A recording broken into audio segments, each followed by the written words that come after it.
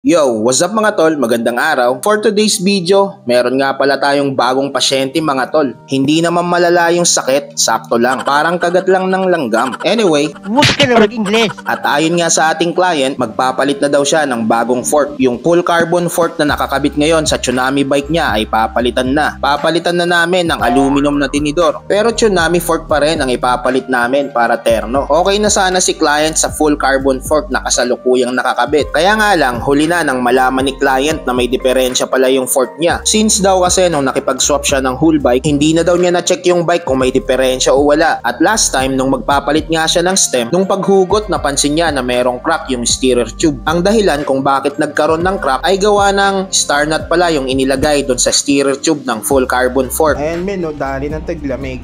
Gawa ng star nut sa loob. Ang nilalagay kasi talaga dapat dito ay expander bolt para maiwasan yung mga ganitong senaryo. Ayan, no. At yun nga ang dahilan mga tol kung bakit nagkaroon ng crack yung steerer tube ng full carbon fork. Gawa ng imbis na compression plug o expander bolt, ang ikinabit ay star nut na pang aluminum fork. Kaya mga tol, sa mga mag-upgrade at magpapakabit ng full carbon fork, dapat may naka-ready na kayong expander bolt o mas kilala sa tawag na compression plug. Anyway, at bago nga maubos ang oras ko sa kakadaldal, tara, samahan nyo ako mga tol. Ikabit natin yung bagong fork ni Idol. Tirahin na natin para makachamba. Kaya nga, ikaw alam kung magaling ang tsamba mo, malakas eh. Ilang spacer kakabit na? Siguro dalawa. Dalawa lang? Kasi nakaganon ako pag nagre-relax ako eh. Lagyan natin tatlo. Tatlo? Parang mababa pa eh. Para nabababaan ka? Ah, sige.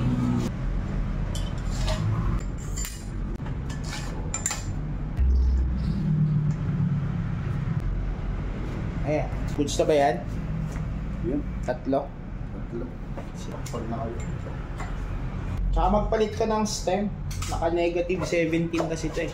Kahit mga negative 7 lang para medyo upright siya ng konti.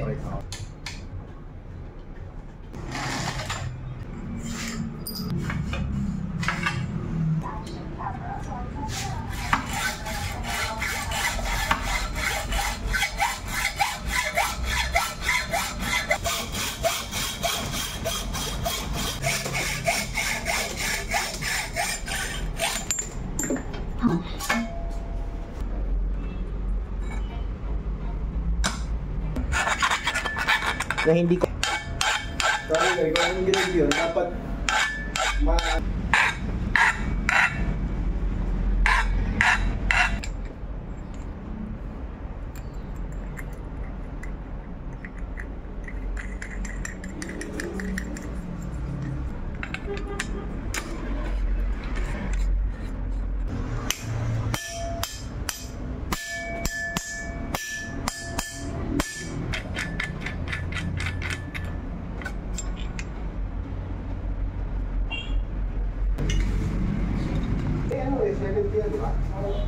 sige na yan, ha? Sige na yan.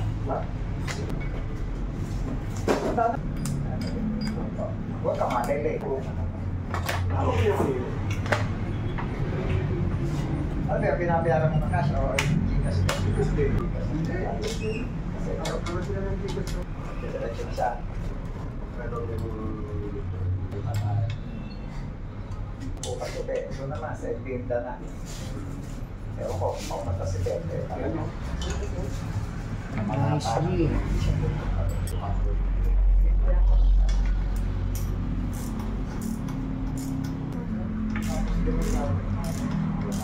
Kabila ka na yun. Ayun, Ayun, chinelas.